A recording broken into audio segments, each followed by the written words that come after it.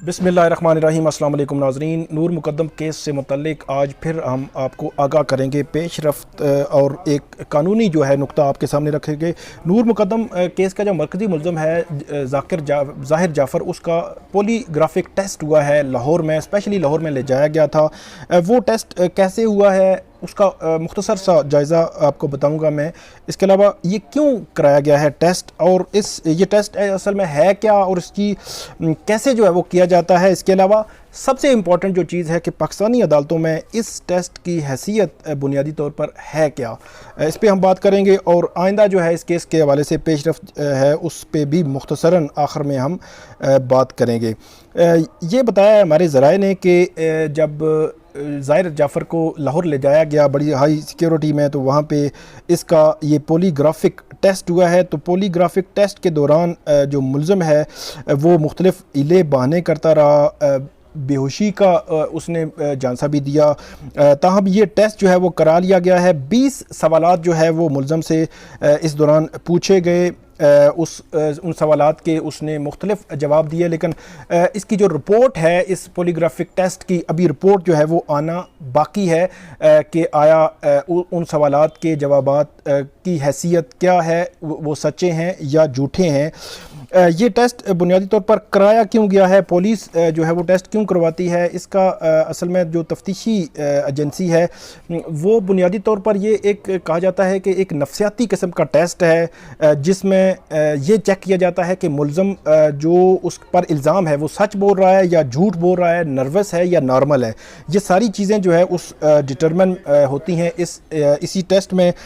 इसीलिए ये जो है वो टेस्ट करवाया जाता है और मुख्तलिफ केसेस में करवाया जाता है। उस्मान मिर्ज़ा केस में भी टेस्ट हुआ है और नूर मुक़द्दम केस में भी ये टेस्ट जो है वो करवाया गया है।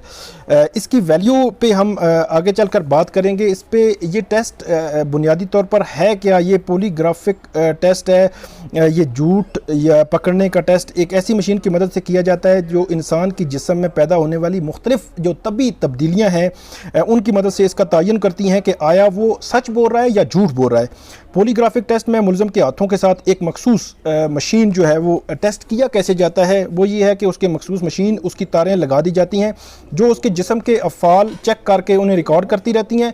इस दौरान एक या एक से ज़्यादा तफ्तीशकार मुल्ज़म से सवाल पूछते रहते हैं और वो 20 सवाल जो है इस ज़ाहिर जाफ़र से किए गए और साथ ही मशीन पर भी नज़र रखते हैं कि मुल्ज़म के जवाबों के दौरान मशीन क्या दिखा रही है।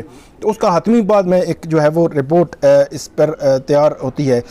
इस टेस्ट के पीछे जो नज़रिया बताया जाता है वो ये है कि सच बोलते वक्त इंसान का जिस्म मामूल के मुताबिक काम करता रहता है, जबकि झूठ बोलते वक्त इसके जिस्म और दिमाग के अंदर कशमकश चलती रहती है।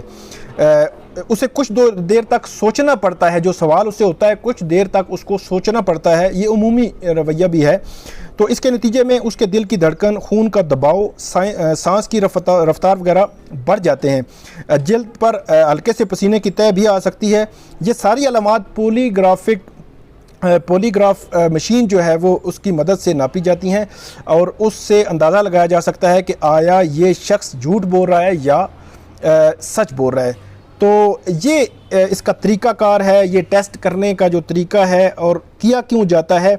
अब अगर हम बात करें कि इसकी जो अदालतों में हैसियत की क्या है, मेरे बड़े हाई लेवल के जो क्रिमिनल्स के लायर हैं, फ़ौजदारी के मुकदमात करते हैं हाई प्रोफाइल, उनसे मेरी बात हुई कि पॉलीग्राफिक टेस्ट जो है ये बुनियादी तौर पर इसकी कानूनी हैसियत क्या हम कह सकते हैं। तो ये बताया गया है कि पाकिस्तानी माशरे में इसको आप अगर वेस्ट से करें, उसको मवाजना करें, तो ये टेस्ट बुनियादी तौर पर कोई मम्मी डैडी बंदा हो तो उसमें उसको ज़्यादा जल्दी पकड़ लेता है और जो शातिर दिमाग हो उसको पकड़ना जो है वो आसान नहीं होता। तो यहाँ पे उन्होंने कहा कि यहाँ चीज़ें जो है वो इतनी आसान नहीं होती जितनी जो है वो हम समझ रहे हैं। इसकी वो बताते हैं कि इसकी इतनी वैल्यू नहीं है कि एविडेंस बतौर एविडेंस जो है वो उसको अदालत के सामने रखा जाए बतौर ट्रायल जो है उसकी वैल्यू इस तरह नहीं होती। दौराने ट्रायल ये एग्जिबिट हो जाएगा कि ये हमने करवाया था और उसकी ये रिपोर्ट है।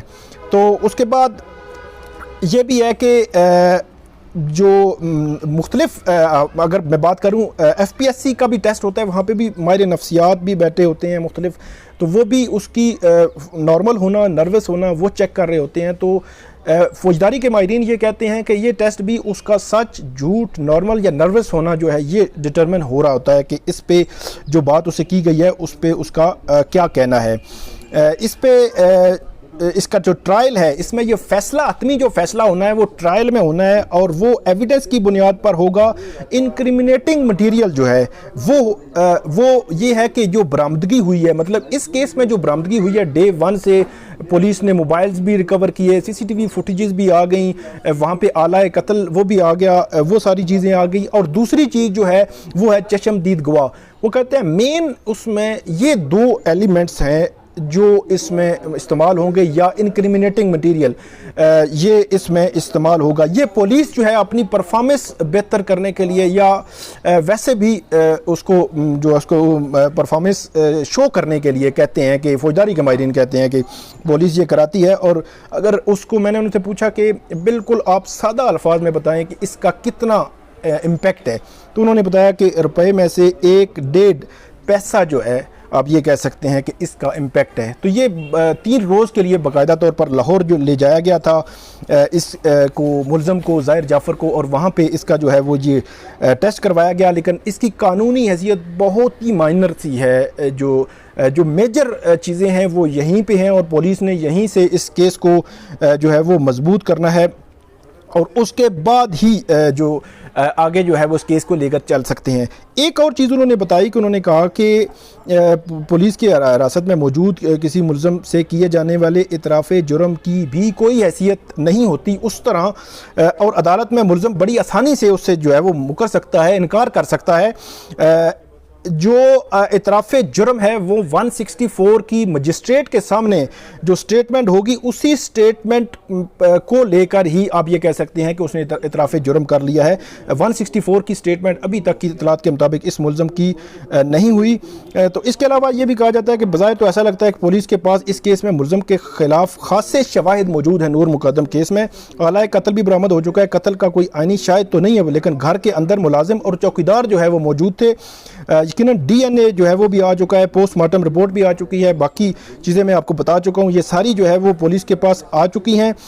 अब इसमें जो इम्पॉर्टेंट है और आने वाले दिनों में होगा कि ये टेस्ट एक माइनर सी एंट्री एडिशन आप कह सकते हैं कि उसमें इस्तेमाल होगा, लेकिन ट्रायल में बेसिक जो है वो इनक्रिमिनेटिंग मटेरियल ही है या चशमदीद गवाह हैं या बरामदगियाँ जो पुलिस ने की हैं वो इस्तेमाल होंगी।